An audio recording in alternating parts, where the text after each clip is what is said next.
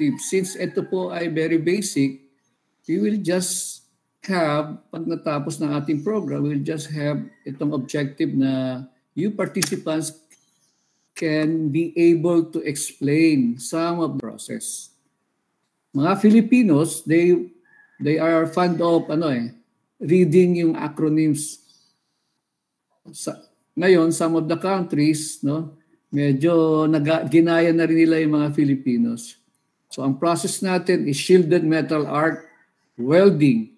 At mas popular dito siya sa Pilipinas na tawagin natin siyang SMAW. So hindi sa MSAW kundi SMAW. Kaya nga ang tawag nila sa TESDA, yung ating mga participants sa TESDA, tawag nila dito, sanay silang tawagin na ang welder na gumagamit ng process na to, ang tawag SMAWer. Okay? So to have this objective, ito po yung ating naka-line up na topics. Next slide po. Okay. Of course, we have the introduction followed by yung principle. Ano ba yung nangyayari during welding? So of course, after the principle, tingnan natin kung ano yung setup niya. I will be discussing also the advantages and disadvantages, why shielded metal arc process hanggang ngayon na andyan pa. No? Even sa developed countries, even sa America and Europe, still nandiyan pang shielded metal arc welding. Of course, for me, one of the most important topics na dapat i-discuss is yung safety. No? And we have yung machine and accessories, kailangan maintindihan natin siya. And meron tayong pinaka-consumable ng ating shielded metal arc welding, yung tinatawag nating electrodes. And lastly, ipakita ko yung 3 important welding parameters pag pinag-usapin natin ang shielded metal arc welding. Actually, hindi lang sa shielded metal arc welding itong parameters na to. Sa lahat ng manual welding process, ito yung dapat tandaan natin, yung 3 parameters na to. Okay, to start with, I will show you a chart. So it's wag nyo munang pindutin, mama. So yan, okay na po yan, hanggang dyan lang po. It is a master chart of different allied processes, welding and allied processes sa welding. So nakikita nyo po ba? Can I have some reactions? Yes, sir. Okay. Nakikita po. Si Ma'am Evelyn. Thank you, Ma'am Evelyn. Pero nababasa niyo po ba? Medyo maliit, sir. Ba't ako, kahit walang salamin, pag tinuro niyo yan, masasabi ko kung ano siya. So, lahat po ba nakikita? Yes, sir. Yes, thank you. So, gusto ko lang siyang i-flash, no? So, ganyan po karami yung pinag-uusapan natin sa welding technology. So, if we're talking about welding technology, we also talking about other processes bukod po sa welding. So, kung makikita nyo dyan, meron dyang bracing, meron dyang soldering, meron dyang tinatawag na other allied process like cutting, no? Even adhesive bonding, nandyan po eh. Okay, sa palagay nyo, how many different processes po yung nakikita natin? Sino pong huhula? Baka may papremyo si Jo. Jo, meron ka bang papremyo? Makakasagot. Wala po. Pero ang naisiyo may papremyo. Wow. Baka jacket. O sige, sino ang kuhan? Mag-guess. Si Ma'am Charis. Are you still there, Ma'am Charis? Yes, sir. O, mga ilan po kaya yan, Ma'am Charis? 14. 14? Even yung mga sub-branches? It's more than 14. Ha? 150. Wow, galing. Sumobra naman na. So, pakipindot po yung Next, po. Yan. So this flowchart is from the American Welding Society. How old is this flowchart? 1976. And we have less than 100 different processes po, no? So ganyan po karami. Ano na pong taon ngayon? 2022. Sa palagay nyo, nadagdagan po yung mga processes na yan? Definitely, no? So kahit, sabi nila, kahit mabagal yung technology ng welding, no? Halos yung principle behind, halos ganun lang din eh, no? Pero pagka inattach natin yan sa isang advanced technology like robots, yan, mas lalong dumadami yung mga processes na tinatawag nila. Okay. Yung ating topic for today, kaya ito yung introduction natin, if we are asking mga Filipinos, no, especially sa mga maliliit na shop, tapos maghahanap ka ng welder, ito just to inspire you, ha? Kasi before I have my course sa college, medyo ini-influensyahan ako ng aking kapatid, yung panganay namin. Before, he also worked in MRDC. Ang sabi niya sa akin, alam mo Noy, sa welding, if we're talking about the demands, especially sa sa workforce, no? Since early, kahit yung post-war pa natin, yung after the World War II, yung demand ng, well, let's talk about only welders, ha? Of course, there are more welding personnel na pwede nating pag-usapan, like welding engineer, na merong associate, merong welding engineer, merong senior welding engineer, may inspector, may fitter, etc. So talking about lang ng welders. Mula noon hanggang ngayon, no, yung demand ng welders kulang na kulang pa rin sa supply ng graduates ng ating mga eskwelahan. Hindi lang sa Pilipinas, all over the world. Especially doon sa mga sa mga developed countries like yung sa Europe, marami na mga developed countries doon. Kukunti na yung welders nila. Eh, siguro, dumadami na rin yung robots nila doon, mga robotic arm na nakakarga, mga torches o kaya ganang different welding processes. Okay.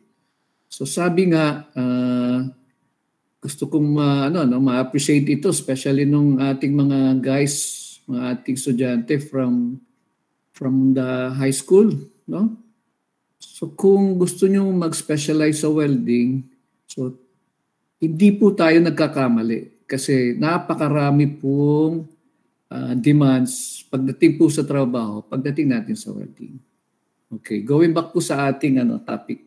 Dito po sa Pilipinas, if we're asking welders, no, kumisa nga kahit nanggaling na sa malalaking kumpanya, no, tanungin mo, Sir, saan po ba kayo master? Ano po ba yung alam ninyong welding process? Kasi naghahanap po ako ng welder. So some of them will answer you na, Sir, master ako ng arc welding. Yung iba, medyo hahabaan pa. Sir, master ako ng electric arc welding. So yung iba, okay, na sinasabing, Sir, marunong akong stick welding. So actually, yung stick welding, medyo accepted na siya. No? Pero pagka sinabi mong arc welder ka or electric arc welder ka, medyo kakamot ako sa ulo kahit konting na lang yung buhok ko. No? Kahit wala akong balakubak or kuto. Kasi, hindi appropriate na sabihin mo master ka ng arc welding process. Kung makikita nyo dito sa master chart natin, no? This was 1976 pa, may 2 sub-branches na siya. Okay? So kung sinasabi mong master ka ng arc welding process, dapat alam mo lahat yung mga different welding processes na gumagamit ng arc for welding or specifically electric arc sa welding. So dapat alam mo yung TIG or gas tungsten arc welding, CHITAW. Dapat alam mo yung MIG-MAG welding or CHIMAW, gas metal arc welding. Alam mo yung submerged arc welding. Alam mo yung POW, alam mo yung cow, no? Lahat na ata ng may ow, parang sabi ng sex bomb, is lahat yun electric arc welding. Except of course yung oxyacetylene welding or sinasabi nating wow. So hindi siya arc. Okay? So yung term pa lang natin is mali na. So next slide please. So it's nice to say shielded metal arc welding if we are talking about American standard. Okay? Pero pag pinag-usapan natin sa European, pinag-usapan natin sa ISO wherein ang Asia is moving towards adopting the ISO standard, ano? Yung sa aming Asian Welding Federation, federasyon ng mga different welding groups sa buong Asia, no? Ang member namin po doon, included na po yung big three players natin sa Asia. Doon sa West Asia, yung Japan, yung Chinese, at saka yung Koreans, no? South Koreans. So South Korea, kasama po namin sila doon, natin doon sa Asian Welding Federation. And they now going to adopt yung ISO standard. Yung mga Hapon, dati na nilang inadopt yung ISO standard na yan. Kung titingnan nyo yung industry standards nila, no? Especially sa welding, even yung kanilang coding. So makikita nyo, standard alphanumeric coding ng ISO standards. Okay? So if we're talking about ISO or European standard, ang SMAW, hindi na po SMAW. Magiging manual metal arc welding. MMAW. Okay? So pagka Pilipino, babasahin yung MMAW, nakakatakot, magiging mamaw. No? So yung nagwe-welder ng mamaw, mamawer. So eto lang po, information. Sinimulan na ho ng Philippine Welding Society na tulungan ng TESDA para i-revise yung ating training regulation standards sa welding. So medyo matagal po kasi yung proseso sa TESDA pag re-revise, no? So hopefully by next year, ilalabas na po yung SMAW ng NC1. Pero hindi na po siya SMAW. Magiging MMAW para ma-align na po natin sa ISO standard. And yung na-miss natin, may mga nabasa kasi ako dito mga parang subject, no, sa high school. So yung na-miss natin na dapat gawin sa ating weld specimen, sinama na po namin doon sa tinatawag nilang CATS or yung ating assessment tool na gagamitin ng TESDA. So hopefully hindi na mata-mata yung pag-i-inspect ng ating weld specimen, no? So meron na ho talagang test methods na gagamitin for the inspection, especially yung non-destructive testing natin at saka destructive testing natin. Okay. So to continue with the MMAW or SMAW, or accepted na po sa akin yung stick welding. Okay? Ito po yung kanyang setup. So napakasimple. Kaya siya siguro hanggang ngayon popular. Meron lang tayong power source. Hindi ko kasi alam yung ano dito, yung pointer. Nakikita po ba yung mouse ko? So meron po tayong power source dito. And meron po tayong dalawang cables. Yung isang cable papunta ng isang holder, which is ang tawag nating doon sa holder is electrode holder. Kasi ang hinahawakan niya is not a welding rod. It is an electrode. So mali po yung welding rod na karaniwan nating binabanggit. Ano po? So technically speaking, if we're talking about standard, hindi po siya welding rod. It is a welding electrode. Okay? So ang kable pong tawag natin dyan is electrode lead or electrode cable. Yung isa na nating kable is nakakonekta sa ating working table. Pero mas maganda kung direkta siyang nakakonekta sa ating weld specimen or workpiece or base metal. Kaya ang tawag natin dyan is workpiece cable or work cable or work lead. Okay? Pero alam nyo, yung mas appropriate na tawag dyan sa isang cable, so mas maganda siyang tawagin na return cable. Kasi sometimes we attach itong cable na to hindi sa workpiece natin, di ba? Kuminsan doon sa working table natin or kuminsan doon sa mismong malaking structure. Okay? Kaya mas appropriate na tawag natin dyan is return cable. Pwede ba natin siyang tawaging ground cable? Ma'am Charis, nag-aaral ka ba ng welding? Hindi po, sir. From what's Tagal Laguna? Tagal ICU ba kayo? Yes po. Are you a student of ICU? Yes po, engineering student. Ano po? Yabang? Ano po ang kurso? Mechanical? Industrial. So lalo na yung industrial, dapat medyo generalist ang industrial, Yes engineering. So hindi ka magkakamali pag pumasok ka sa welding industry. Okay. So alam, may basic electricity course. Yes po. Oo. So tama ba siyang tawaging ground cable?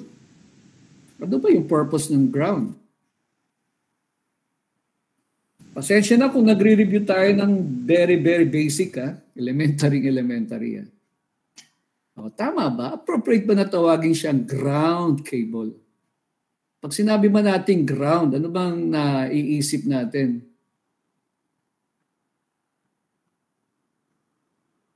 Kanina, sigaw ng kalbo, sasaktan ako doon. Hindi ako nasasaktan. Kasi kalbo naman talaga eh. Grounded yun, grounded. Nandiyan pa ba si Romel? Masaya siguro yung bata. Okay. So Ma'am Charis, appropriate ba tawagin na ground cable siya? O sinong tutulong kay Ma'am? Yung magaling sa... Hindi po, sir. Hindi. Why?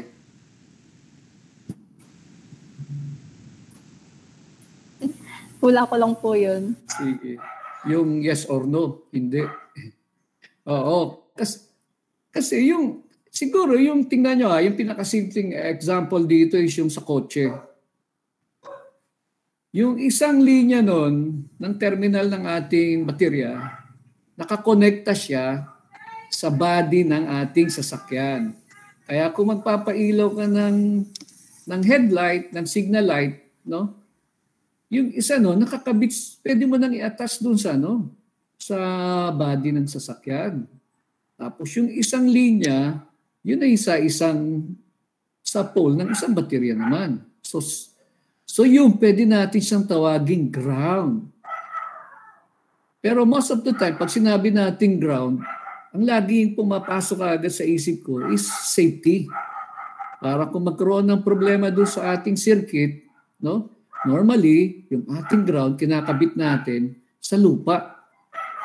So instead na tutulay sa iba pa, pupunta na lang siya dun sa lupa. Kaya nga yung ating mga appliances, electrical appliances, di ba? Merong maliit na wire sa likod na dapat ilagay natin sa ground. Ako, guilty doon kasi pag bumili kami ng washing machine, hindi namin kinakabit yun. Pag bumili ka ng TV, paglagay ka ng antena, hindi nakakabit yun sa ground.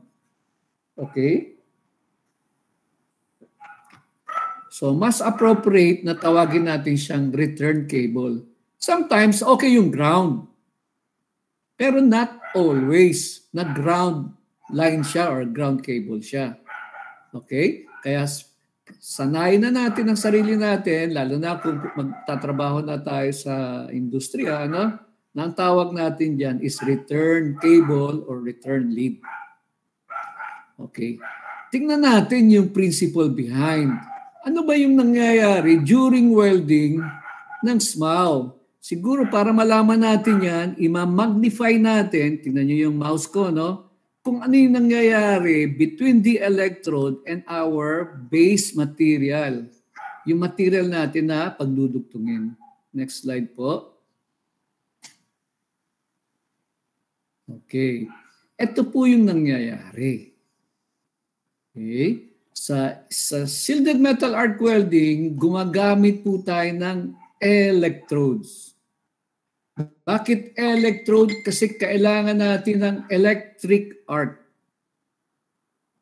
So yung sa standard, pagka consumables mo or material mo for welding na dinadaluyan ng kuryente, ang tawag natin doon, electrode. Okay? Kaya from the name itself, no? Ano yung root word? Elect. Ano ba ibig sabihin ng elect na root word? Sino? Ma'am Christine? Ano sa palagay mo ibig sabihin ng elect doon sa electrode? Sesya na, ikaw nakita ko. Ganda ng boses ni Ma'am Christine, ano? Ano sa palagay niyo yung elect? Doon sa root word niya ng electrode. Ayaw sumagot ni Ma'am Christine. Sino gustong sumagot? Si Sir Joel. Sir Joel Cornejo, are still okay? Pwede ka bang tanungin? Yuhu!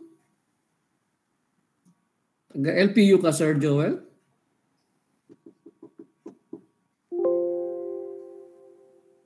Ayaw. Ma'am Evelyn, parang boring yung ating ating audience. Si Sir Jason, parang gustong sumagot. May nag-chat. Ay, wala pala. Okay. O, sige na.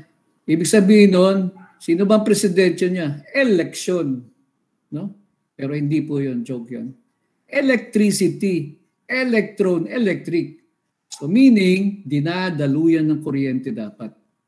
So sa ating shielded metal arc welding, meron tayong electrode na may balot na flux. Okay. Yung ating base metal, makikita nyo po, nakakabit naman po yan sa ating return cable. Okay? Once pinadaluyan natin ng kuryente, etong ating electrodes, since meron tayong return cable, ang ating base metal ngayon is dapat daluyan din ng kuryente. So kailangan natin ang tinatawag sa electricity na closed circuit para sa welding. Para umikot yung ating current. Okay? So for shielded metal arc welding or any electric arc welding processes, kailangan natin yung arcing. So saan napuproduce yung arcing? Arcing ay napuproduce between the tip of the electrode and the base material. So kailangan natin yung arc length na tinatawag during welding. Kasi doon dapat mag-produce ng arcing. So sa arcing na yan, ano ba yung nangyayari pagka may arcing tayo? The main purpose of arcing is to melt the base material to be welded para magkaroon ng welding. Okay? So tinutunaw niya yung base material. Pero sa shielded metal arc welding, hindi lang yung base material lang natutunaw. No? At the same time, nalulusaw ang ating electrode. Whether you like it or not, nalulusaw siya. Okay. Once nalusaw siya, majority ng core ng ating electrode mapupunta sa ating base material. At yun ay hahalo at magiging isa na lang siya, homogenize siya, magkakaroon tayo ng metallurgical joining. Ibig sabihin, naghalo ang base material at ang ating consumable electrode sa SMAW. At yun ang magpuproduce na weld. Okay? So yung kulay pula na nakikita natin, yan yung weld metal. The product of our welding. Okay, ano pang nangyayari? Nasusunog din yung ating covering flux. Ano ngayon? Yung covering flux na nasusunog, actually, nagkikreate ng napakapal na usok. The more thicker the smoke, the better for the process. Why? Kasi yung smoke na yan, yan yung nag-act as a shielding gas for our molten paddle, the weld na nag-solidify near the molten paddle, and dapat mag-shield din siya doon sa ating base metal na hindi pa nalulusaw pero near the molten paddle. So ganyan dapat kalapad yung ating shroud ng smoke to shield yung ating welding process. Okay? Anong misconception ng ating mga welder? Mas maraming usok, mas papatayin ako ng stick welding. So mali po. Ginawa po yung usok para hindi patayin yung welder. Ginawa ang usok para proteksyonan ang ating weld specimen or yung kabuuan weldment. Okay? Alam niyo po, nung ina-analyze yung smoke during ng welding sa SMAW, lalo na for mild steel, alam niyo kung ano yung major composition niya? CO2, carbon dioxide. So, carbon dioxide. Para pala yung gas metal arc welding, yung GMAW, gas metal or MIG-MAG welding, wherein meron kang spool of wire na nag-act as an electrode and at the same time filler, no? Pero walang flux. So, walang shielding during welding. So, yung GMAW or MIG-MAG welding, merong separate na setup na shielding gas. So, pagka bakal lang ang hihinangin mo, you'll be needing carbon dioxide lang doon sa tangke para mag-shield doon sa welding mo. Okay? So, para ka lang nagmimigmag na using CO2, pagka nagwe-welding ka pala ng shielded metal arc welding, yung usok na nakikreate mo. Okay? So, ang direction natin lagi is laging pahila, no? Away from the welder. So, kung kaliwete ka, pahila na pa ganun. Kung kanan ka, pahila palabas ng katawan mo. So, hindi direksyon na pasalubong doon sa weld. Bakit kaya? Ang main reason yan is to have a 100% covering ng iyong smoke doon sa lahat or sapat na dadaanan ng iyong welding arc para walang atmospheric contamination. Okay. Ano pa yung nangyayari during the shielded metal arc welding process? Yung ating flux na susunog, hindi lang para mag-shield. Alam nyo kung anong ginagawa niya? Para siyang janitor, para siyang street sweeper. Tagalinis siya. Tagalinis ng ano? Unang-una, tagalinis siya ng ating weld. Tagalinis siya ng ating base metal, tagalinis siya ng ating core sa ating electrode, at tagalinis siya ng ating process wherein kung na-contaminate na siya ng ating atmosphere. Okay? So, tagalinis siya. Kaya, ang direction niya laging paalis sa weld natin. Why? Kasi, binibigyan natin ng time yung ating mga tagalinis na flux na nasunog para linisin yung loob ng ating weld. At alam nyo kung saan yung dump site niya? Doon sa ibabaw ng ating weld pag nag-solidify na siya. Okay? Yan yung tinatawag, yan yung kulay blue-gray sa taas. Kita po ba yung mouse ko? Wherein, ang tawag natin dyan, slag. Okay? So, yan po ang nangyayari sa ating SMAW during welding. And that is the principle of shielded metal arc welding or manual metal arc welding. O, may tanong po ba? Before proceeding. So wala, pakiclick po. Ma'am Tin, kayo po ba ang nagkiklik? Okay. O bakit hanggang ngayon nandiyan ang SMAW? Kasi we have several advantages. Okay. Una, hanggang ngayon, siya pa rin yung ginagamit for metal joining, no? Most widely used. Kasi siya pa rin yung mas hindi komplikado yung setup or yung equipment. Okay? Power source, tapos dalawa lang na kable. That's it. So kung hindi complicated yung ating equipment, mas mura siya. And definitely, mas portable siya. So kahit saan natin dalhin, may available ng machine na yung iba nga, kasya na sa bulsa. Sige, tingnan nyo na lang sa internet, no? May mga shielded metal arc welding machine na nilalagay na lang sa bulsa. Okay? So bakit nandiyan pa yung SMAW? Sa construction industry, makikita niya pagka halos fully welded buildings, no? Bridges ang pinag-uusapan natin. Nandiyan ang SMAW. Why? Kasi with shielded metal arc welding, you can weld indoor and even outdoor. Kahit sa taas ng bundok, taas ng structure, kaya niya yung hangin to produce a very thick smoke na hindi liliparin nun. Okay. Ang ating SMAW, would you believe, no, can be welded virtually any position.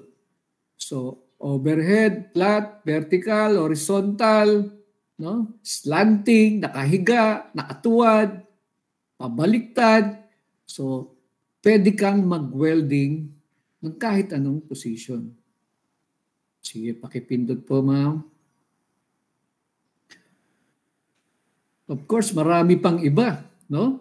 So actually, yung mga limited access na, no, na lugar, kumasya lang yung ating welding electrode. So ang itsura ng ating welding electrode, ganito no? Magkasya lang siya doon sa butas, pwede siyang mag-welding. Kaya during the Saudi days, no, kung saan ginagawa pa lang yung empire ng Saudi Arabia, wherein panay kwan siya, panay disyerto pa siya, no? Napakaraming Pilipino ang na-deploy doon as welder. Sila yung isa sa unang dumiskarte nung tinatawag na magwe-welding using a mirror. No? So kasi ipapasok lang yung electrode, babaluktutin yung electrode, tapos maglalabas lang ng mirror. Magwe-welding. Ang hirap kaya mag-welding ng magamit ng salamin, ano? So imaginein mo, pagkatitingin ka sa salamin mo, pakaliwa, pero ang actual na welding nun, pakanan. Pag titingin ka sa salamin ng pakanan, ang actual welding nun, pakaliwa. What about, Ma'am Tin, yung pababa? Anong tingin mo sa salamin? Pag pababa ang welding mo? Ma'am Tin, pwede bang ikaw ang gawin kong partner? Ayaw ni Ma'am Tin? Wala na ata si Ma'am Tin. Saan po yan? Yung tanong ko, hindi ka nakikinig? Baka marami kayong hindi nakikinig sa akin. Okay. Di ba sabi ko, in limited access, pagka napalusot natin yung welding electrode natin doon sa butas na yon, may possibility na pwede ka mag-welding. Kaya during the Saudi days noon, habang panay disyerto pa yon, ang gumawa ng mga structure doon, daming mga Filipino welders doon. So gumamit sila ng salamin, no? Pinasok nila sa butas, sabay pinasok din yung salamin doon sa butas. Sabi ko, mahirap mag-welding ng using a mirror kasi pag pakaliwa, ang welding mo, pakanan. Di ba? Tintin, are you there? Mag-unmute ka na. Yes, para po. Partner kita. Pag pakanan, ang welding mo, Kaliwa po. Pakaliwa. Pag pababa, ang welding mo, Pataas. Ay, sorry. Nadali kita. Pababa din. Sa salamin, pababa siya. Okay? So, mahirap. Pero would you believe, no? Meron na ngayon, since hindi siya hindi siya na iiwasan, sa mga critical na trabaho. Lalo na sa repair and maintenance welding. Since hindi siya naiiwasan, no? In-establish nila yung standard para magkaroon ng qualification ng welder na gumagamit ng welding mirror. Tapos, believe it or not, meron na rin nabibiling mga welding electrodes na baluktot na. Naka 90 degrees, naka 45 degrees, naka 30 degrees, naka naka-bend, naka-arc. Kasi hindi maiwasan yun. Okay. Of course, kung may advantages, merong disadvantages. Ano-ano to? To name a few, ito po siya. Meron tayong electrode. Ma'am, balik po muna. Yung kanina binanggit natin, meron siyang flux na cover. So pag nasunog yun, aba, harmful po yun. Kaya inisip para patayin yung welder. Ano? So, isa siya sa may pinakamaraming usok. Kaya, isa siya sa delikadong masinghot ng welder. Okay, isa sa disadvantage niya, medyo mabagal siya. Why? Kasi every time na maubos yung ating electrode, ang ating welder, ito yung electrode, no? From 10 inches to 14 inches up to 18 inches, ang haba niyan. Every time na maubos yan, titigil ang welder. So mga less than 2 minutes yung ating mga 14 inches na electrode. Less than 2 minutes yan. Titigil yung welder. Maninigarilyo ng 15 minutes. No? Saka magwe-welding uli. Kaya isa siya sa pinakamabagal. And lastly, yung pinaka-common, you have flux, so you have slag on your weld. Kaya, kung pipintahan yan, kung papatungan yan, or kung iba pang process yung gagawin natin, we need to dislug yung ating slag sa ibabaw ng ating weld. So of course, babagal ulit ka. No? Okay, next. So safety, hindi natin pag-usapan masyado ang safety, no? I'll be having yung 5 common hazards sa welding. Okay, pwede tayo mag-usap ng safety ng 1 taon or kalahating taon, no? Especially if we are going to talk about yung tinatawag nating safety standards sa industry. Okay? Ito po yung 5 basics natin, no? Hazards sa welding kung bakit napakadelikado. Unang-una, nakikreate ang welding natin, especially ang SMAW, ng fumes, usok, aso, no? So we have fumes and gases.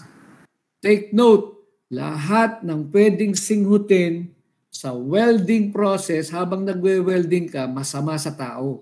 Hindi siya friendly. Please excuse me sa aking term, ha? Even nga yung utot ng tao, bawal, di ba? So anong meaning?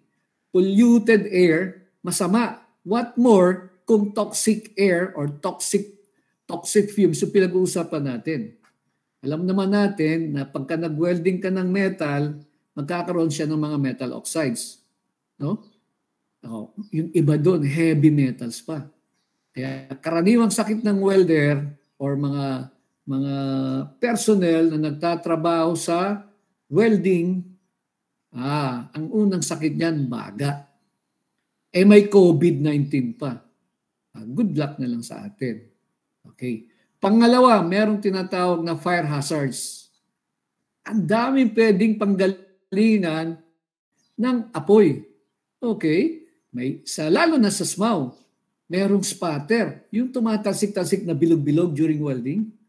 Lalo na pag gumamit ka ng 6011, yung deep penetrating electrodes, hindi mo maiwasan, hindi mabawasan ng spatters. Okay? Yung mismong base material na hinihinang mo is mainit. So it can cause fire. Lalo na kung gumagamit ka ng gases like the oxyacetylene welding. No? So would you know na 3% ng acetylene sa ating air, anong product? Boom! Explosion. No? Paano kung nahalo pa siya sa mataas na concentration ng oxygen? Nagsama yung line ng oxygen mo at saka acetylene. It will be needing only 2% ng acetylene dun sa oxygen. Anong product? Explosion. Okay. Electric shock. So lahat ng gumagamit ng kuryente na nagwe-welding, may possibility na makuryente. Okay? Lalo na if you're standing sa common, tinatawag nilang common ground. No? Ginawa mong return o yung dinikit mo yung return cable mo doon sa mismong structure. Yan, totoo yan sa gumagawa ng buildings, no? Yung metal structures natin. So, pwedeng yung buong building, merong kuryente. Pero don't you worry kasi itong electric shock, yung mga bagong equipment natin, medyo mababa na yung risk para makuryente ka. So tandaan natin, pag bibili tayo ng equipment, yung tinatawag na open circuit voltage or yung no low voltage, dapat mababa siya. Ano ba sabi ng ating standard sa safety? Ano yung kayang ng tao? Pagdating sa amperahe, ilang amperahe yung kaya lang ng tao? Sa ating Philippine Standard, wherein napakayabang natin, no? Hango sa international standard. Alam niyo ba yung OSH natin? Trivia, yung ating OSH, alam niyo ba kung kailan na-form? Sinong magkaroon ng idea?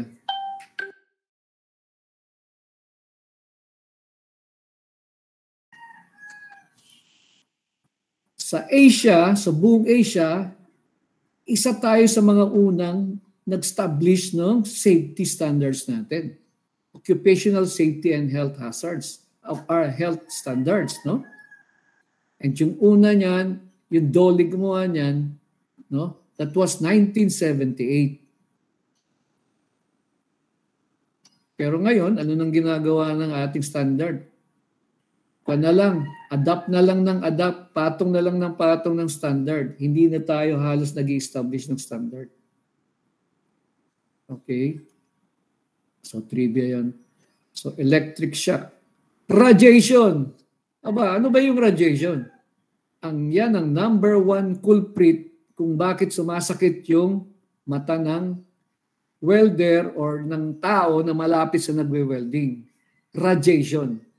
So lahat presence, yung lahat ng klase ng radiation, present sa welding. The light at saka yung tinatawag nating harmful rays. No? Sa welding, yung pinakamaraming radiation is yung ultraviolet rays. So sa shielded metal arc welding, ang magic number dyan is 50 feet radius. So ang tao pwedeng maapektuhan ng radiation pagka within the 50 feet radius na andun siya naka-standby. So unang madadali sa inyo is yung mata. Bakit yung mga welder hindi nadadali? Kasi alam nila kung kailan magkakaroon ng arcing. No? So protected sila. Pag nag-TIG welding ka or gas tungsten arc welding ka, alam nyo kung gaano kalayo ang radiation ng TIG welding? Aba, 30 times the radiation na pwedeng abutin ng shielded metal arc welding. So kung ang SMAW, we're talking about other room lang or within the room, no? Ang TIG welding, you're talking about kabilang building. So yung tao sa kabilang building na walang protection, exposed sa radiation ng TIG, radiation, aba, pwedeng maapektuhan. Kasi 1,500 feet ang radius na pwedeng matamaan yung mata, especially yung mata ng tao. Okay, of course, yung burns, no? So may kasabihan na hindi daw tayo matututo hanggat hindi tayo napapaso, hindi tayo matututo mag-welding. Parang hindi na iba yan sa bisikleta. No? Sabi nung araw, hindi ka matututong magbisikleta kung hindi ka sisemplan. Nung araw yun. No? Natuto ako magbisikleta, tinatakbo pa namin yung bisikleta tapos tinatalunan para lang masakyan. Kasi nung araw, yung mga bisikleta matataas. Ngayon, may mabababa na, meron pang 2 gulong sa likod. Ano ba yung tawag nila doon? Nakalimutan ko. So, ganun din sa welding. No? Pwede tayong matuto ng welding na hindi sasakit ang mata. Hindi tayo mapapaso. Kung mapaso man tayo, hindi yung grabe. No? Mga light first degree burns lang yung pwedeng masunog. Medyo tayo na lang din ang may kasalanan nun. Okay? Siguro, I am not talking more about safety, no? Gusto ko lang i-highlight yung sa ating tinatawag na radiation. Ay, next slide please. So, gusto kong i-highlight yung ating radiation. So, makikita nyo dyan, sa ating stick welding or sa ating shielded metal arc welding, nagbavary yung shade ng ating dark glass. Depende kung ilang amperahe yung ating ginagamit. And that is directly proportional doon sa diameter ng ating electrodes. Okay? Ano ba yung common nating ginagamit na size ng electrode? Diba? Ang nabibili natin sa mga ordinaryong hardware ranges from 2.4 to 3.2 millimeters. No?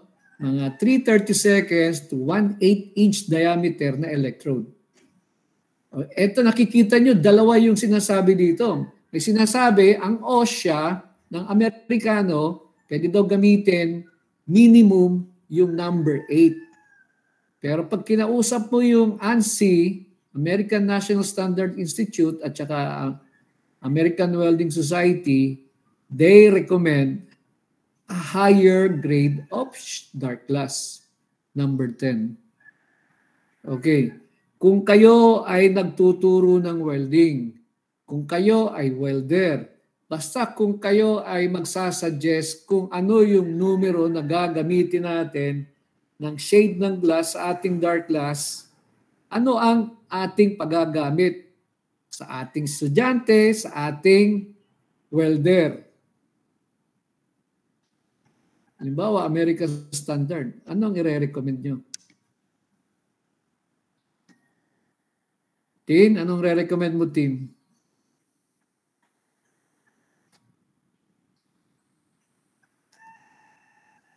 Nandiyan ka ba, Tim? Kasi gusto ko may kausap ako eh. Oh, mapapasagot mo ba si Sir Joel Cornejo?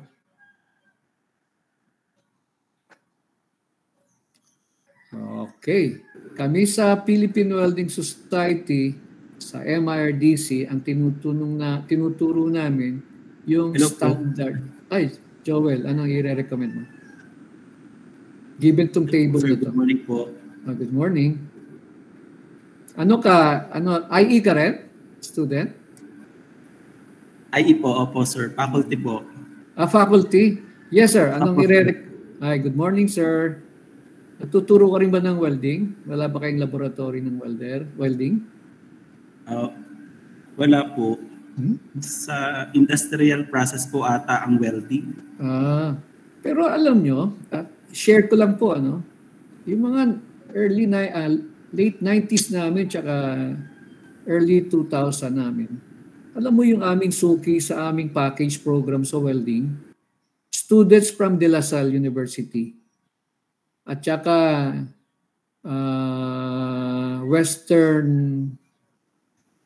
WPU, Western Philippine University sa Palawan. Nagpapa-package program sila ng welding sa estudyante nila. Of course, hindi libre. No? At saka pala yung sa Lukban, Quezon. Okay. Going back na lang po sa ating tanong. Ano pong i-recommend ninyo, Sir Joel? Gamitin ng estudyante niyo. Recommendations for the welding program shade po, sir? Hindi, yung shade ng glass, anong number? Halimbawa, 1/8 inch yung diameter. So sa table po natin. Sa mga ganyang material. Ang MIRDC, ang Philippine Welding Society, we highly recommend yung sinasabi ng ANSI tsaka AWS. Number 10. So, okay po yung 8. Safe pa rin po yan. Kaya lang, wala ka ng safety factor. Okay? So, may nabibili kasing Jepate natin eh. Lumalabas, number 8 lang eh. So, ang nakalagay, approved by ANSI ng AWS pero made in China, no? Sorry sa China, no? So pero pagka tingnan mo yung grade niya talaga, number 8 lang siya. O, paano yun kung recommend mo 8? Number 6 pala, pang oxyacetylene lang siya. Patay na. Posibleng safe nga siya, nasa boundary nga yung number 8, pero gagamitin naman ng estudyante ng 8 hours a day, no? 40 hours a week. Pwedeng magkaroon ng stresses yung ating mga mata.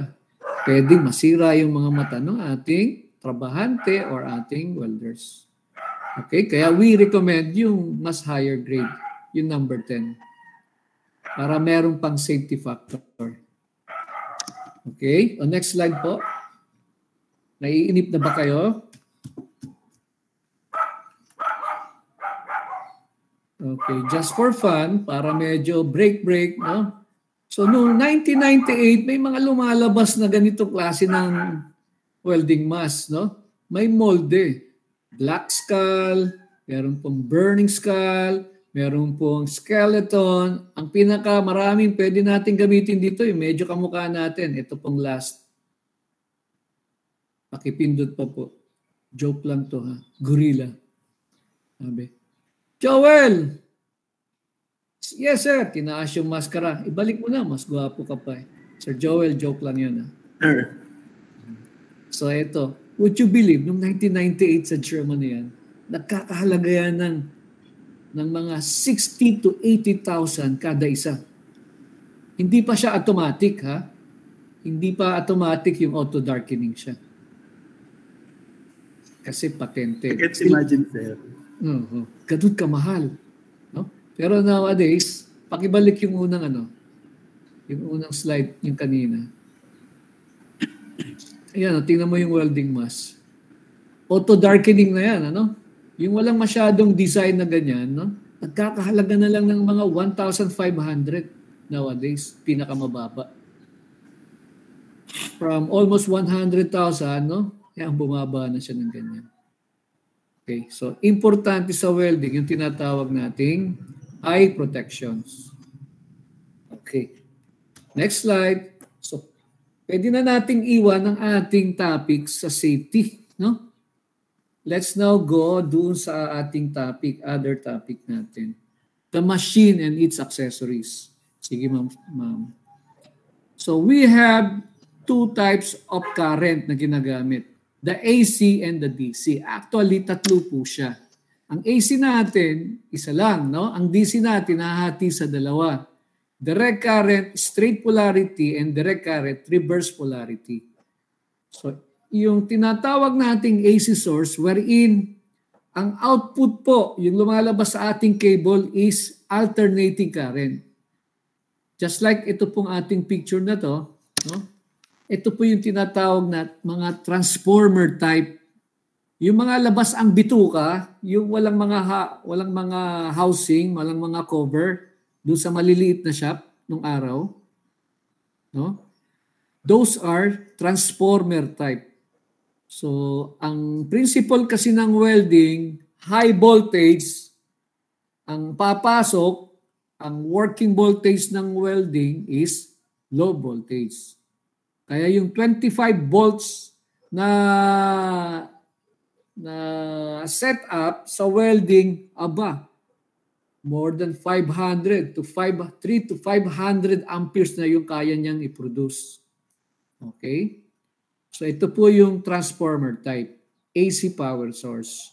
So pakipindot po, yan po yung sample ng actual na picture niya.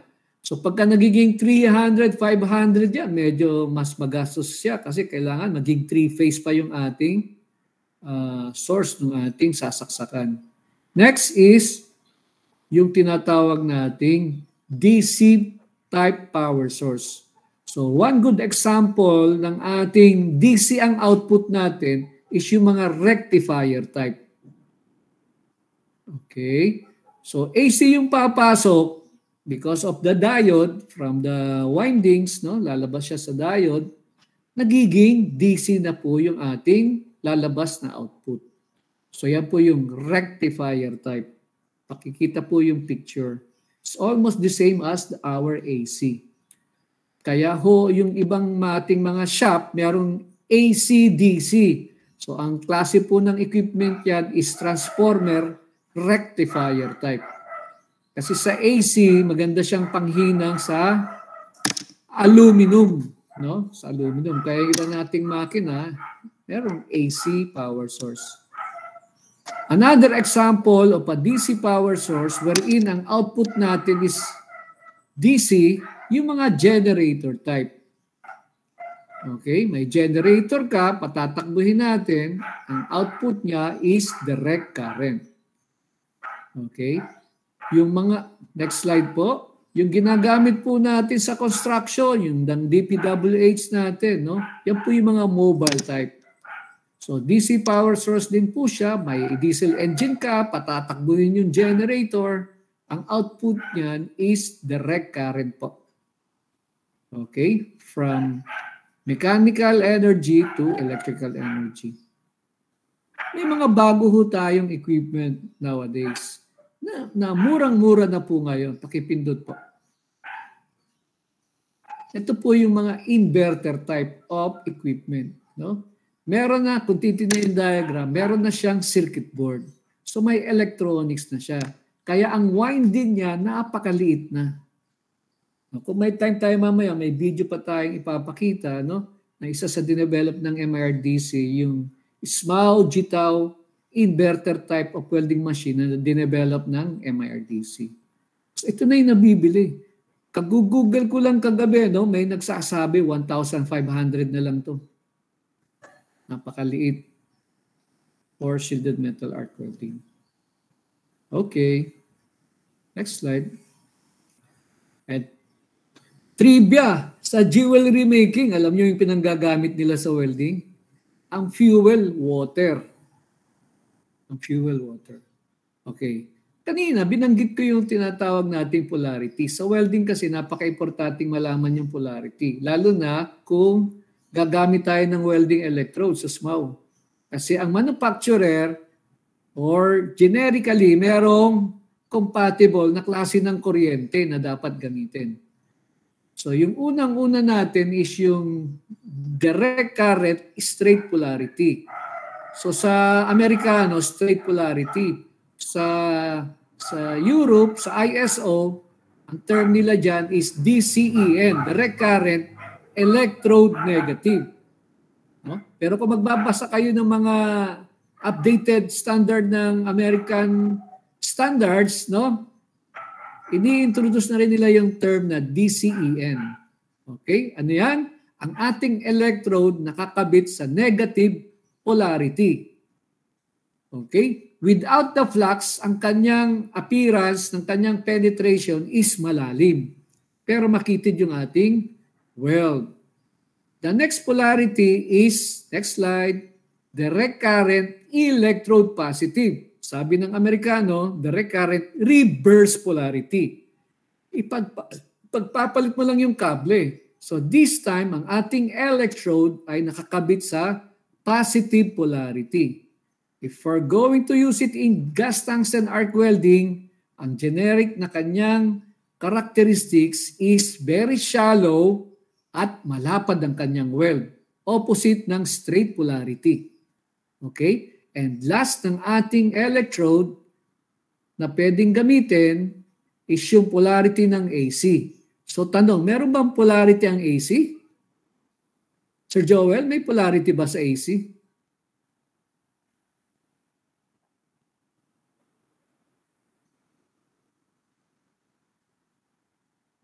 So yun yung misconception ng iba, no? Pag tinanong natin yung mga electrical engineers, meron din pong polarity. So, pakipindot po. Why? Kasi kung kinabit natin ng electrode natin sa negative pole ng ating machine, no? Pagdating ng kalahating cycle, magiging positive siya.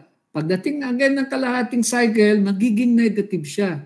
Kaya alternating yung kanyang pagpapalit ng polarity. Ang effect niya is average ng straight polarity at reverse polarity. Okay. Anyway, ini-introduce ko pa lang to. Kung mag-aaral kayo ng welding engineering, may P6 pa po yung ating tinatawag na art, welding art. So next slide po. Sa cables, nabanggit ko na kanina, we have two cables. Pakipindot, ang tawag is yung electrode cable, at yung isa is mas appropriate na tawagin nating return or work cable. So for me, I choose yung return cable. Mas eksaktong definition. Of course, kung may kable, meron tayong tinatawag na pakipindot po. Kasi these are only accessories. Holders. So hindi po welding rod yung ating ginagamit. Kaya dapat, ang tawag natin dun sa hahawak sa kanya is electrode holder. So may dalawang klase. Yung sa ilalim, yan yung clip type or alligator type, wherein yung ginigrip niya, iniipit niya nung ating holder. No? Yung sa ibabaw naman, parang snap-on type lang yan, isasaksak mo dun sa butas yung electrode, tapos ititwist mo lang siya ng bahagya, maglalak na siya. So yan yung common nating ginagamit sa ating holder na dalawang klase. Of course, kung may holder, pakipindot po, meron po tayong clamp. Nabibili po natin na nakasulat sa clamp natin, ground. Kasi hindi lang naman sa welding to ginagamit. Most of the time, ginagamit po to for grounding. Okay? Pero yung mismong linya, hindi po siya ground. So kung mapupunan ninyo, kung tumataas yung ating amperahe, medyo nagbabago po yung itsura ng ating clamp and at the same time yung material niya. Okay, kung 200 amps, medyo mahal na to. Copper clamp yung ating no? Pero plate copper siya. Kung mga 300, para hindi masyadong mag-init tsaka matunaw, pwede na yung steel clamp natin na plate or na sheets. Pero pagka mga 500 yan, dapat casted copper na clamp na yung ating binibili. No? Solid na siya. Okay? Ano pang accessories na pwede natin i-consider? With regards to our cables, ito pa, may example pa. So, sometimes we have this adjustable C-clamp and pagka magnetic naman yung ating tinatrabaho, we have this magnetic clamp. Okay. So, bukod sa clamps, meron tayong tinatawag na para idugtong yung ating kable. Ang tawag po dyan are extension plugs. So, ito po yung itsura ng extension plugs. And kung mahabang-mahaba na yan, may mga dugtungan na, para ma-prevent, para masagasaan, or ma-damage yung ating kable, meron po tayong, next slide po, is yung covers for the cable. Okay? So, pwedeng bakal. Nowadays, may nabibili na po tayong hard plastic. So, maganda yung hard plastic since kuryente yon, no? Parang insulator na siya. So, safe din siya. Okay, next slide po. So for the miscellaneous, ang small welder dapat ito yung lagi niyang kasama. Chipping hammers. No? Kasi may slug ka. Pagka yung iyong welder walang chipping hammer at smaller siya, ako hindi ko siya i-hire. Dapat sanay siyang gumamit ng chipping hammer. Ano pa ang dapat meron siya? Ano pa po? Next slide. Brushes, no? Steel brushes. So, iba't iba yung itsura niya, iba't iba yung sizes niya. Iba't iba din yung material. No?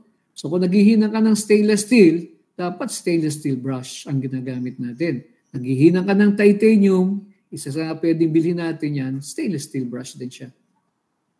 Okay, next slide. Meron tayong combination, no? Chipping at saka chipping hammer and at the same time brush. 2-in-1.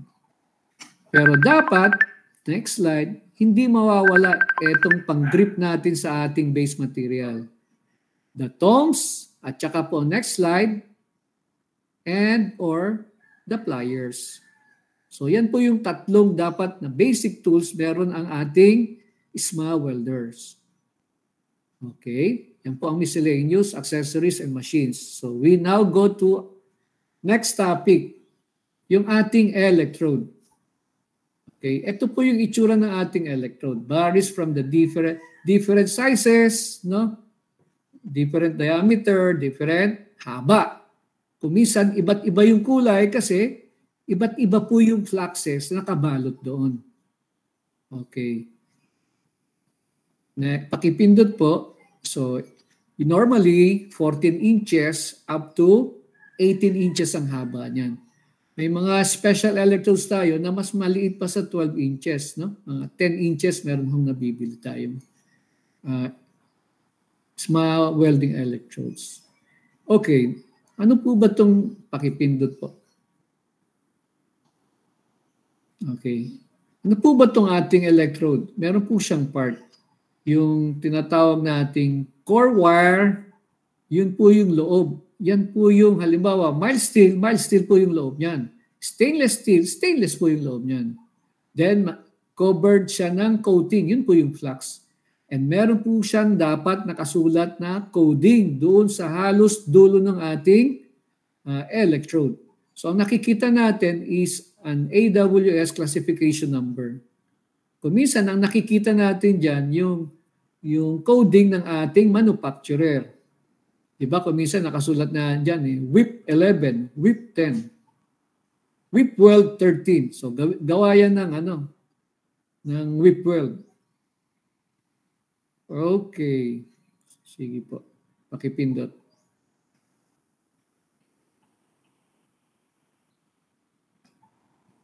Kanina, nabanggit na natin sa principle kung ano yung ginagawa ng flux. No? Shielding, main purpose or function ng ating flux is shielding. No? Nagdi-decompose siya to form a smoke that will prevent atmosphere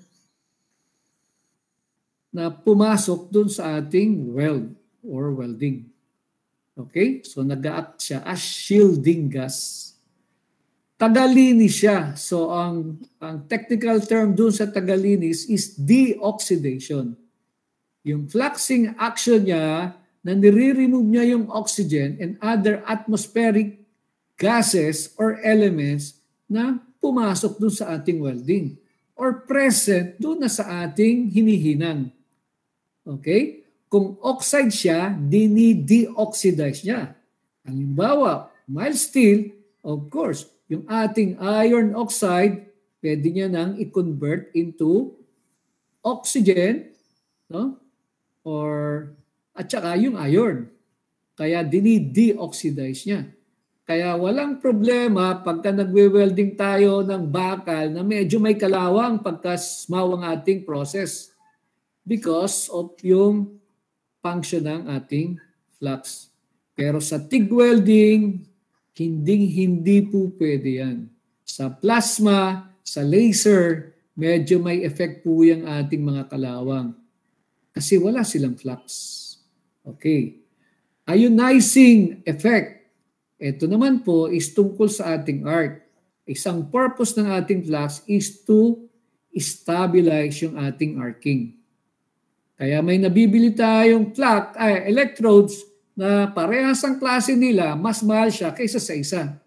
Yung pala, pwede mong gamitin siya sa mga medyo awkward na position. Let's say, mga nakabitin ka. Ang hirap i-maintain yung arc length. No? Ang hirap i-maintain yung angle. Pagka lumalayo ka kung minsan, namamatay. Pag dumidikit ka naman, dumidikit din yung electrodes. No? May mga fluxes na yun yung kanyang binabayaran. Doon siya binabayaran. Pag nararamdaman mo nang lumalayo siya, hinihigit yung kamay mo. So, minimaintain niya yung arc length mo. Pag medyo nadidikit mo na siya sa base material, tinutulak yung kamay mo. Kaya pala yung electrode na parehas, 5 pesos, exaggerate ko lang ang isa, tapos yung isa, 50 pesos. Yung pala yung isa sa kanyang features, yung ionizing effect ng ating flux. And yung last two function niya, pakipindot po, is yung tinatawag na insulating at saka alloying. With regards sa alloying, may nabibili tayo na mga suffixes. Bukod sa ating core wire, yung ating flux may mga alloying elements. Kaya yung super C2 na sinasabi natin, yan yung may pinakamataas na nickel content as alloying element dun sa ating bakal. Kaya magugulat ka, ginagamit ng ibang mga welder panghinang ng molye. Ang molye kasi is between medium to high carbon steel yun eh. Okay? Naghihinang ng pundido. Yung sikreto pala, hindi yung mismong yung core. Kasi yung core ng ating electrode, mild steel lang, low carbon steel lang. No? Kaya pala, yung kanyang flux, merong nickel content. And that is about 3.5% nickel. Pinakukunat niya yung weld. Kaya pwede kang maghinang ng mga ganong klaseng material. And lastly, insulating. No? Hindi lang siya insulation actually doon sa mismong electrode natin. Pag hindi natin siya ginamit, it will also act as an insulator after yung ating slag ay nag-solidify. Okay?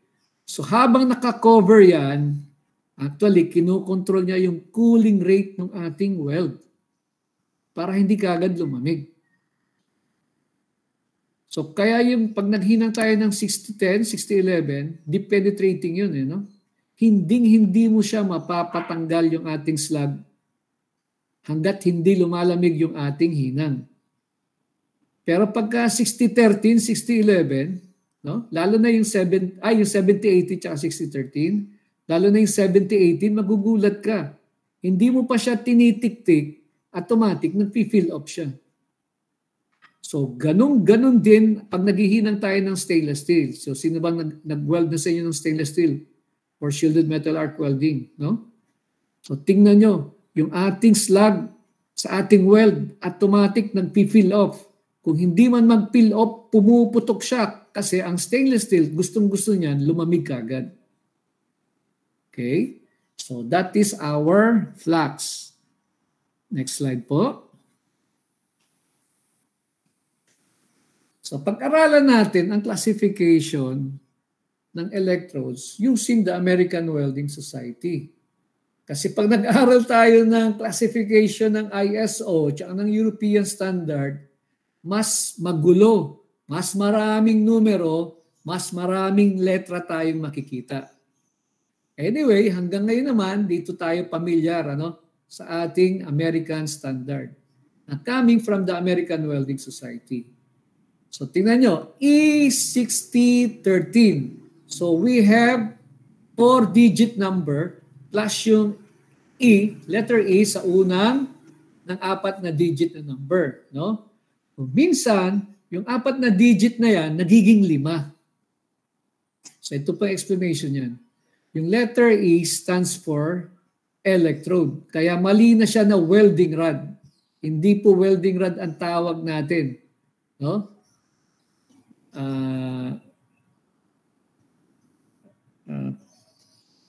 Technically, pinakatamang term niya is electrode. Pag sinabi mong rod, pagdating sa standard, iba po yung rod sa welding. Okay? Iba rin yung filler. No? So dito sa atin sa SMAW natin, ang ating electrode, bukod sa electrode siya, filler siya at the same time. Kasi from the root word itself, to fill, meaning to add, to deposit dun sa ating base material, ang tawag natin doon are filler materials. So dito, ang ating electrode is at the same time filler. Bukod sa nagpuproduce siya ng arc, nagpifill siya dun sa ating base material. Ang tinatawag nating welding rod, sa industry standard, ang meaning po ng welding rod is yung mga materyales na ginagamit sa welding na hindi dinadaluyan ng kuryente. Okay? Kaya titingnan nyo, pag bibili kayo ng gagamitin nyo sa oxyacetylene welding, generic name niya, welding rod. Kaya napupunan natin, laging kakabit yung word na filler. Kasi halos lahat ng welding rod are fillers. Kaya lagi siya magkakabit. welding filler rods. Pero sa electrode, hindi laging filler. No? Sa SMAW, welding filler electrode. Pero pagdating sa TIG welding, wherein we are using a non-consumable electrode, yung ating electrode is plainly a welding electrode. O, Clarex na yan, ha?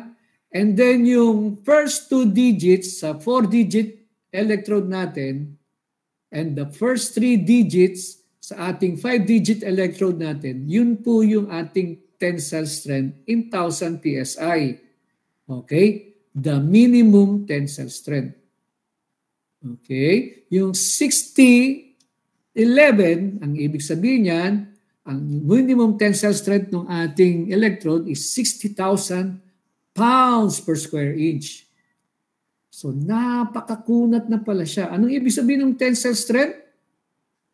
Halimbawa, yung metro kudrado nating bakal, pwede natin siyang bitinan ng 60,000 pounds bago pa siya maputol. Yun yung definition ng tensile strength. Nakuha nyo ba?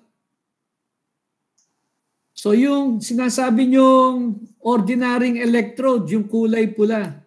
So bukod pala dyan sa alphanumeric coding, yung ating mismong electrode, may mga kulay. Nowadays, kinukulayan na lang siya doon sa dulo ng ating electrode, doon sa grip ng ating electrode. So yung kulay pula, 60-30 yun, 6013. Okay, sabi nila, ordinary yan, hindi masyadong matibay yan. O, kwentuhan ko kayo sa Cebu with regards sa furniture industry. Sabi sa amin ng welder, Sir, bakit yung ginagawa naming furniture? Bakal eh. Pagka Amerikano yung umupo, nasisira. Pero pagka Pilipino, ayos naman. Ano kaya sir? Palitan namin itong aming welding rod pa nga tawag niya eh. Yung aming welding electrode. Kasi ordinary lang to eh. O, sabi ko sa kanya, ito po yan, ang minimum tensile strength yan, 60,000 PSI. I-convert nga natin sa kilograms yung 60,000, Joel. O, gawin na lang natin siyang huwag na siyang 2.2, no? Gawin na lang natin siyang 2 para madali natin. Diba yung 60,000, that's approximately more than 30,000 kilograms. Diba? O, para mas ma-appreciate natin, gawin nating tonelada yan. O, gawin na lang natin 1 metric ton is 1 kilogram, 1,000 kilogram. Ilang tonelada yung 30 kilograms? 30,000 kilograms. Sir Joel.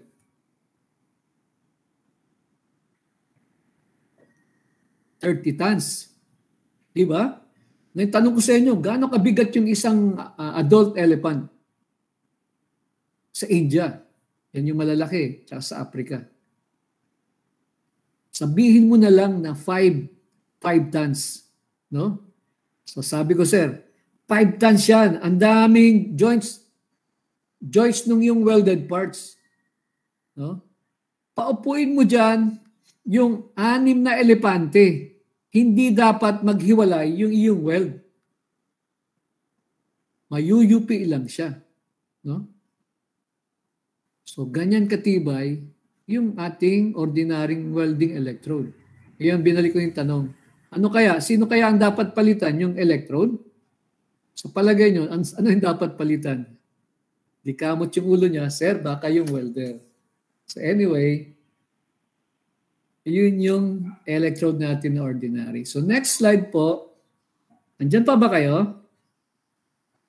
Okay. Kuminsan may suffixes siya. Nakalagay E7018-C2. Yun na yung sinasabi ko kanina, alloying element. Kaya yung brand na Super C2, ang generic name niya is E7018-C2. So pag may A ka, may moly ka. Pag may B ka, may chromoly ka. Pagka meron kang D, moly manganese. Okay? Etc. Pagka may G ka, butaw-butaw. No? Walang specific na specification. Pero meron. Tanong, pwede bang gamitin siya? Oo, basta itanong mo lang sa manufacturer. Kasi sila ay nakakaalam kung ano yung G doon sa kanilang electrode. Okay, balikan natin uli yung isang slide. Yung last two digit, yun yung welding position. Kaya karaniwang nabibili natin 6011, 6010, 6013, 7018, 12018. Bakit? Kasi yung number 1 doon sa last second digit natin, no? Ang ibig nun, welding position, pag 1, all position. Kaya 1 yung lagi natin ginagamit. Okay. Yung last digit natin pertains doon sa ating current na gagamitin. Ano ba siya? Direct current reverse, direct current straight, or AC. Kaya lagi natin ginagamit 6011, 6010, 6013, 7018 kasi yung mga ganitong electrode pwede mong gamitin sa AC, pwedeng gamitin sa DC. So, universal.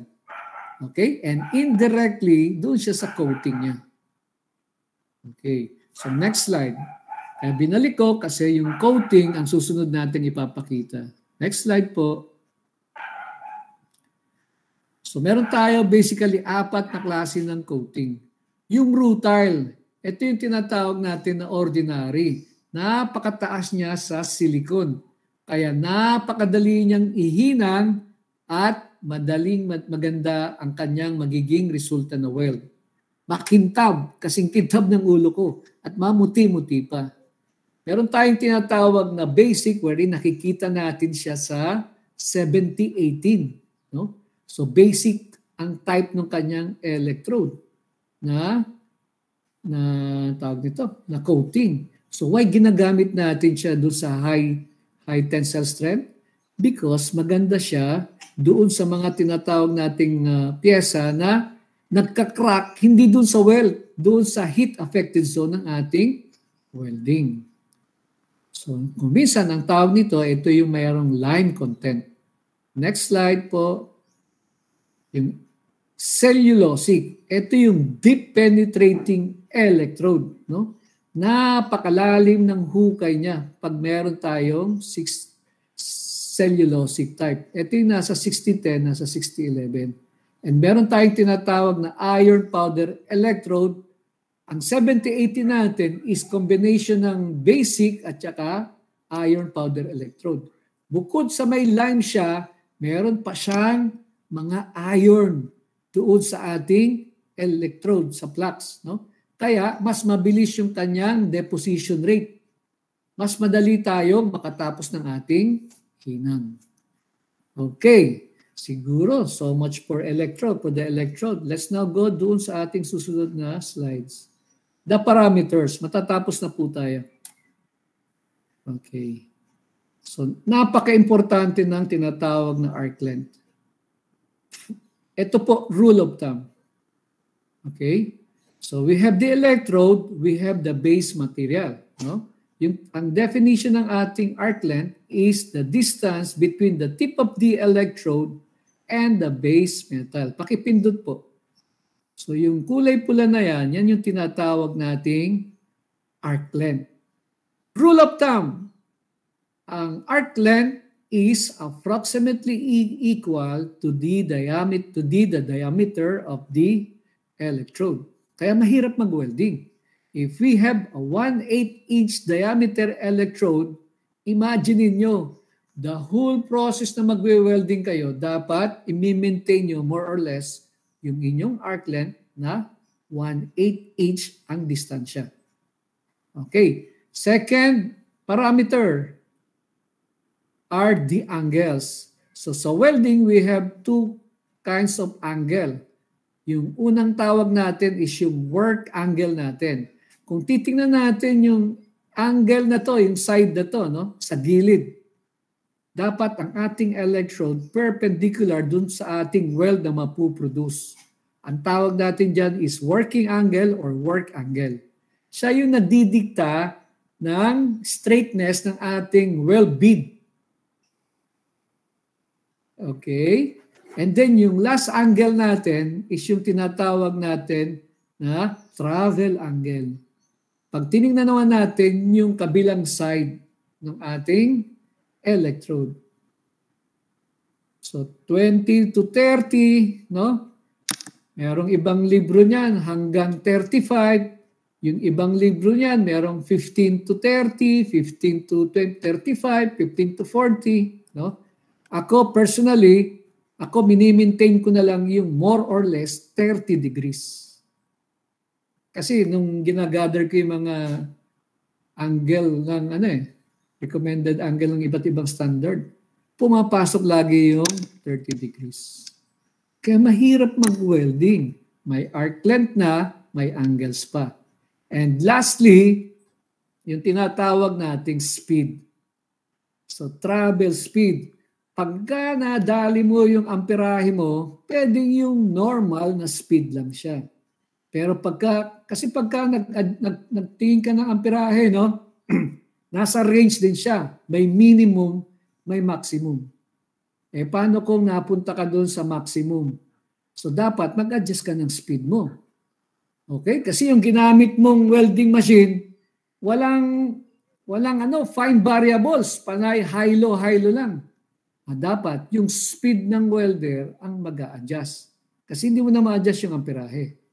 Okay? So normally, ito yung effect. Pag mabagal ka, wala halos penetration, pero malapad. Malalim yung penetration, tsaka malapad. Kasi nga, masyadong mainit. Di ba? Pag masyadong mabilis, halos nakapatong lang siya. Yan, ganyan ang itsura. Kaya you go for the average. Okay. So much for the lecture. Sige po. Pakipindot po. Kailangan lumabas na yung aking trademark. So maraming salamat. Diyan po matatapos ang aking presentation. But before ending up, pwede po pa tayong mag-extend ng 15 minutes to show yung video about yung demonstration lang po. Okay? So medyo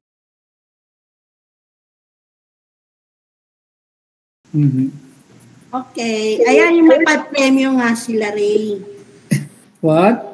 May pa-premyo, magpapaquiz daw sila. Wow. Ayan na yung video, Ray. Nasali ako Pero bago natin conduct yung demonstration, ipapakilala ko muna sa inyo yung makina. Kung nakikita yung makina, isa sa dinevelop ng MRTC. Meron po bang sound? Yes, Meron sound. Meron. Tsaka maliwanag. Namin ang welding machine. Maganda to kasi pwede sa topic natin, yung stick welding, shielded metal arc welding or manual metal arc welding. At the same time, yung TIG welding or yung gas tungsten arc welding. Kalimutan naman natin yung gas tungsten arc welding. Doon na muna tayo sa topic natin as now. So nowadays, ito na yung mga nabibili natin ngayon sa Lazada, sa Shopee, no? Mga inverter type machine yun. Napakamura na ngayon, naglalaro na lang siya ng more or less 10,000. Actually, yung ibang ang made in China is 4,500 lang. So, madali talaga yung negosyo ko. So, ito na po yung makina natin. So, ito yung inverter, ang labas nito, DC ang output, direct current. Sasaksak natin sa 220 natin na power source, alternating current naman. Yung natutun doon sa lecture natin kanina. No? So, ang importante dito, ito yung dalawang tablet. Isang tablet para sa electrode, kaya ang tawag natin, electrode holder. Okay? Yung isang tablet, nakakabit to kung saan tayo nagtratrabaho. Kaya ang tawag natin dito, work cable. Pwede rin sabihin natin na return cable. Pero huwag na natin gagamitin yung ground cable kasi sa welding, hindi siya laging ground. Okay? So tandaan natin yun yung common error natin, lalo sa mga maliliit na siya.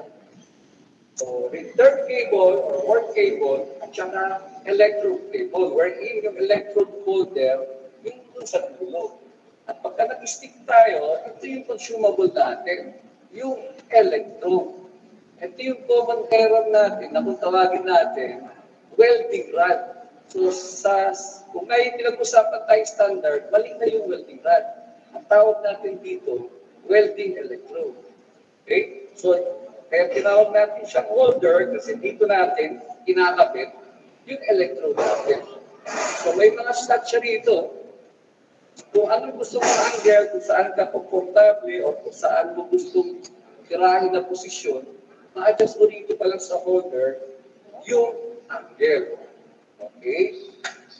So may power source tayo dito, maganda sa makina namin, meron ng display na electronic. No? So dito sa stick welding, ang kinokontrol natin ang tirahe. So huwag kayong magulat sa maraming pinipihit kasi yung actual na stick welding natin, ang pinipihit lang natin or ina-adjust lang natin ang tirahe. So kung nakikita niyo dito, 86 amperes lang gagamitin natin. So naglalagay siya doon. Kasi yung gagamitin nating electrode, maliit doon sa ordinary nating pinibili. Which is eto, mas mataba. 1/8 siya. Ito naman, 2.5 millimeter. Ito, 3 millimeters. Okay? So, patayin muna natin. So, kung titingnan natin ng malapitan, ang kailangan natin tools, pagka nag-welding tayo ng steel, tatlo lagi. No? Una, steel brush, na medyo pangawin ko na, pag pinukuhan ako ng pumok, no? Medyo lumanay na pumok namin, pero still working. No? Okay lang for the demonstration. Chipping hammer, at saka of course, yung paghawak natin dun sa workpiece natin na mainit. Pwede tayo gumamit ng pliers, gumamit tayo ng tongs. And of course, sa electrode, kasama sa consumable, yung base material na hinahilahin natin. Okay? So magde-demo tayo, gagamit lang tayo ng scrap.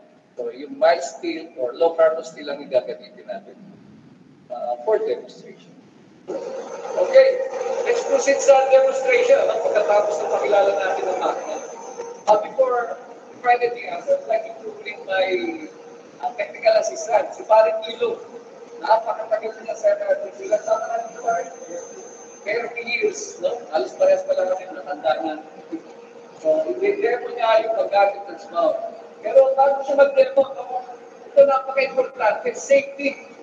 So, kailangan natin ang basic PPEs na ginagamit ng mga welder. So, lalo na sa stick welding. Of course, yung maskara. Kasama dyan yung dark glass. Kung ano yung diameter dito, may corresponding shade siya. Kung gano'n nakikita yung dark glass dito. So, gagamit tayo ng 1/8, siguro mga number 10. So, 2.5 to 3 mm. Number 10 is enough. Pero huwag kang mababa. Higher. Kung mas malinaw ang tanong, pwede ka gumamit ng 12. Pero 10 is enough. Okay? Of course, apron, gloves, welding gloves, this time, pwede naman yung mahong. No? O pwede ka magdoble ng tinted gloves, tapos mahong. Pero may nabibili naman na leather gloves. At yung pinaka-importante, yung outfit mo dapat siguro jeans, mahong jeans. Tapos, napaka-importante ng safety shoes. So, steel toe siya, kung hindi na ito, yabang. Ganda. High cut, yan ang pang-welder. High cut, hard toe, at saka yung sole mo, rubber para sa prevent from electrocution. Okay, bigyan mo namin parang kilo. Kaya adjust mo na yung ang kirahin, susubok mo na siya. Habang ina-adjust niya, isasabihin ko sa inyo yung ulitin natin, no? Pag-start ng arcing, dalawang technique. Either by tapping or by scratching. To start an arc. Okay? Pag i-scratch mo siya, at pag kumislap na, dahan-dahan mo na siyang ibaba kung sa tinatawag nating arclet. So note ang arclet natin, kung ano yung diameter ng electrode, yung din yung distansya mo between the tip of the electrode at the base material mo. Then lastly, take note yung angles. We have two angles, tinatawag na working angle. Pag tingnan natin dito, 90 degrees. Pag tingnan natin dito sa side na to, naglalaro siya sa ibang mga libro. 65 to 75, 70 to 80. So ako, pinagamit ko, naglalaro lang sa 70 degrees. Ito, ang tawag naman dito, working angle. Dito, travel angle. 90, 70. Okay, tingnan natin sa parang kilo.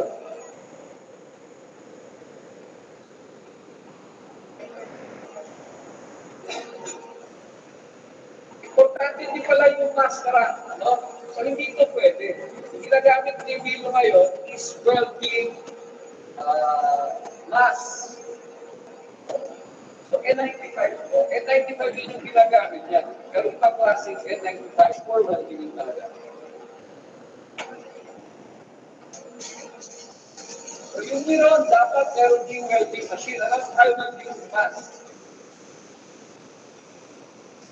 Napaka-importante dito na angles, arc length, and at the same time, yung speed kung kamay mo, kung paano mo gagawin yung weld.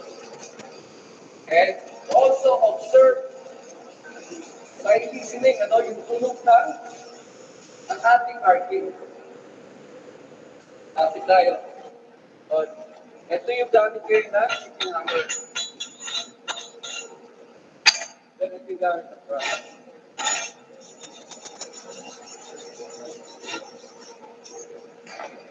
Pwede na siguro ng mag-adjust. O yan, tira ka tayo sa pare. Ito maganda sa stick welding. Dahil medyo may kalawang siya, because of the flux. Malilinis na. Unlike yung ibang process, hindi pwedeng ito may kalawang ganyan. Okay, sige, titira pa tayo ng isa. Ganun talaga pagka nag-welding, nag-a-adjust muna.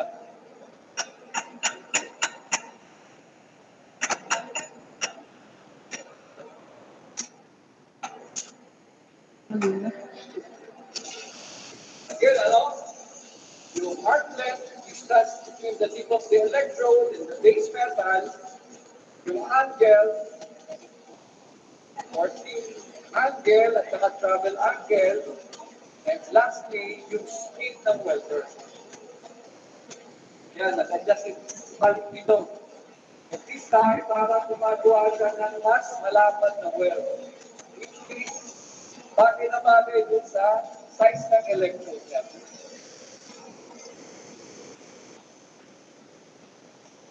Ito pala, isa sa maganda sa emergency, bumili kami ng yung extractor. Flexible yung hose niya, para yung puso na i-init during the process, ang inibig niya. So, hindi pupunta sa welder. So, napaka-safe. Pero kung wala kayong yung extractor, kahit okay nyo lang yung window, o walang mga holes yung shop ninyo, pwede na siya. Basta makapag-circulate yung. Pag tingnan natin, adjust na siya, napakaganda na. Okay? Kaliskis, uniform yung width, tama yung height. O patunayan natin na madali ang paghihinan. So tawagin natin yung aming coordinator sa training. Okay, ito na. Ito si Claudine. Siya yung ating coordinator sa training. Hindi siya welder. So actually, ang kurso niya, naglatamay ka na sa training. Nawa 1 year niya pala. So, hindi siya welder. Alam niyo po ano yung kurso niya? Psychology. Alam ko kung paano niya isa psychologize itong welding. Pero kanina, medyo tumira na siya ng konti. Kasi mahirap naman na isalang-kalan natin siya. O, ito na si Claudine. So, gagamit siya ng automatic para sa safety. Kasi pagka beginner ka, alam niyo talaga natatamaan ka kasi nabibigla ka ng heartbeat. So this time, kasi ilang minuto lang naman siya nag-practice, automatic magagamit natin sa kanya. But of course, complete yung PPE niya. Sige po, tilitawin. Okay, tapping or scratching. Tama yan. That's normal sa beginner, kumidikit talaga.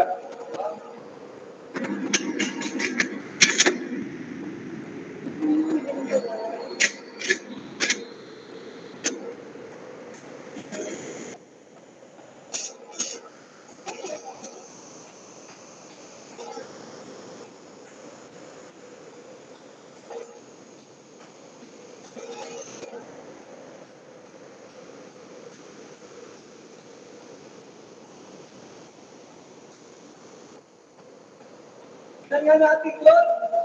Tingnan natin. Tingnan natin. Tingnan natin yung ginawa niya.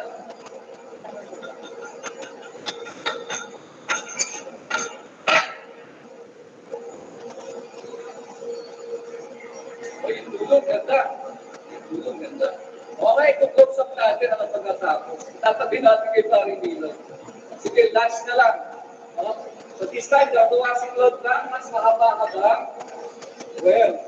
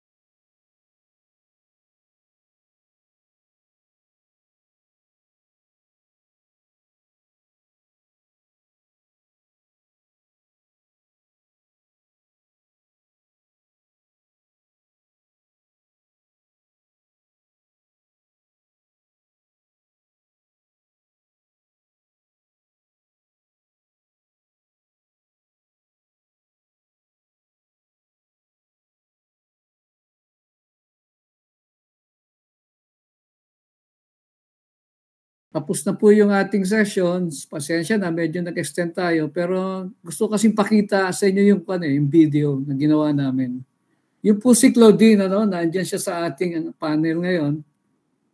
Training specialist namin siya. Tapos, ni-require kasi nung last namin, NSTW, National Science and Technology Week namin, na mag-demonstrate yung babae na hindi welder. Para patunayan na yung pagwe-welding, especially ang SMAW, pwede ring babae, no? And you can have your own business sa stick welding. So yun yung istorya nun, kaya bakit nag-welding din si Claudine, no? And take note ha, less than an hour lang siya natuto. Pero yung output niya napakaganda. Ako rin masaya. Ano kaya, bakit kaya natuto ka agad? Atin. Baka magaling yung nagturo. Joke yun. Sige. Maraming salamat. I hope hindi ko nasayang yung oras ninyo sa pakikinig. And I hope you learned something from our webinar. So, okay mag-alala. We still have yung medyo nakapulot at nakitang advantage itong ating ginagawang webinar. Announce na po namin, ang MIRDC, we normally line up webinars for the year. Last year, napakarami naming webinars. At libre pa siya. So, pagka meron namang slot, anytime, pwede kayong mag-join through your school or personally, you can join our webinars. Pati yung Philippine Welding Society, we also have webinars and virtual training. Okay, salamat sa inyo. Mag-iingat. I will now give the floor sa ating mga coordinators. Si Ma'am Tin muna siguro, tsaka si Sir Darius. Thank you very much, Engineer De La Cruz, for the very interesting and very informative talk. So let's now proceed to our question and answer. For the first question to our participants, what is the appropriate term to what we call electric rod?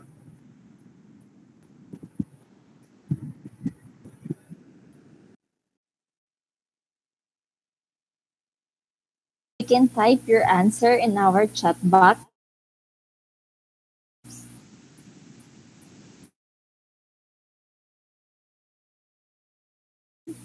for what we so-called the welding rod?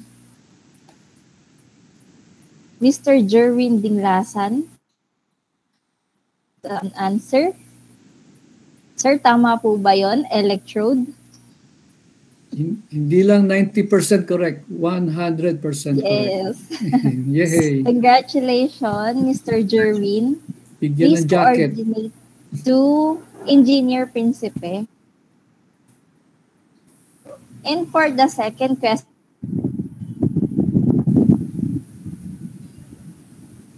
what is the major composition of smoke in SMAU? What is the major composition of smoke in SMAU?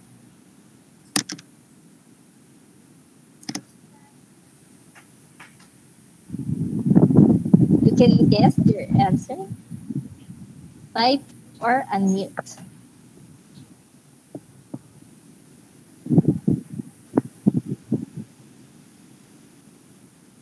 It is a chemical composition. Just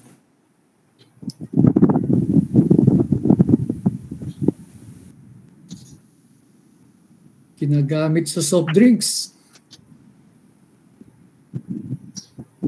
Ginagawang dry ice. marami na kayong clue. Oo, may clue na. Hati na tayo sa premyo.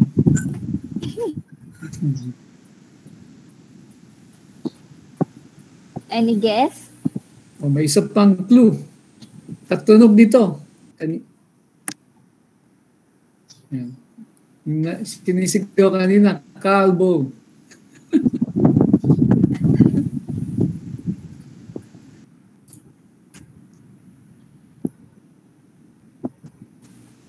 Yes, from Jerwin Dinglasan, carbon dioxide. Tama ba yun, sir? Engineer Inaw is also correct. It's carbon dioxide. It's a carbon dioxide gas. Tama po. So, for the third question, what is the meaning of SMAU? Oh, very easy. It's very easy. Easy 100. Easy question. Our students from Gulod. It's from Sir Wesley. Wesley Ada. Alam nila yan. May kurso ata sila, ma'am, yan. Eh, no? Okay. Aris. Shielded metal arc welding. Students na lang po yung... Pwede po ba yan? Students na lang po i-consider natin na. Or Engineer Principe. si Sir Wesley. Si Engineer Principe, marami atang pampapremyo naman eh.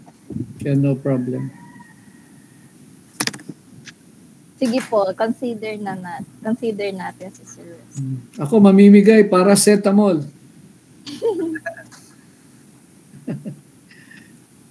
Mayo, Jesse.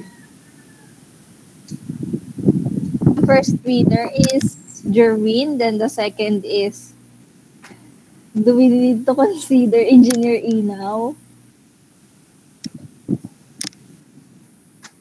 And the third is,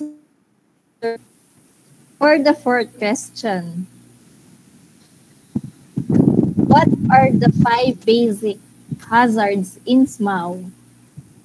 What are the 5 basic hazards in SMAU?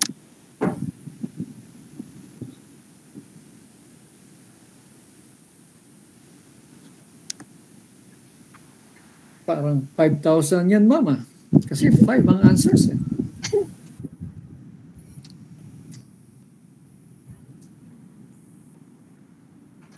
May iksi lang naman po yung sagot.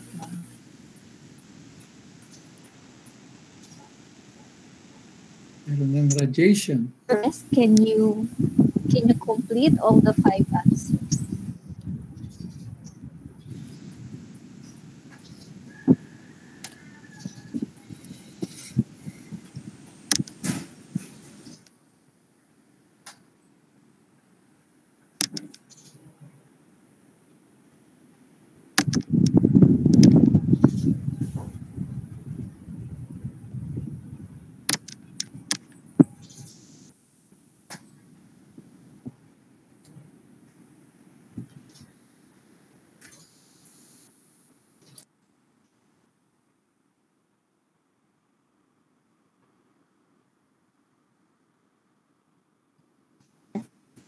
Sir, is that right? It's fumes, fire hazard, electric shock, radiation, and burns. Yes, ma'am. Perfect. Mr. Arnold Mercado. God.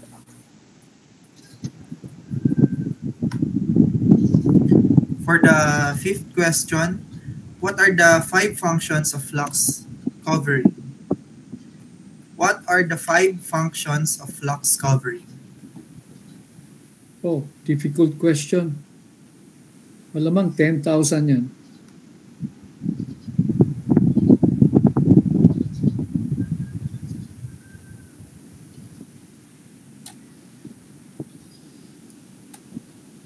Kasi difficult question daw siya. So, just give 2. I think it's okay.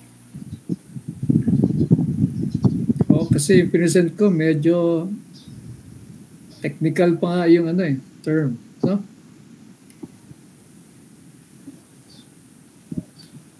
Oops, Ma'am Catherine. And we have the answer, shielding and ionizing.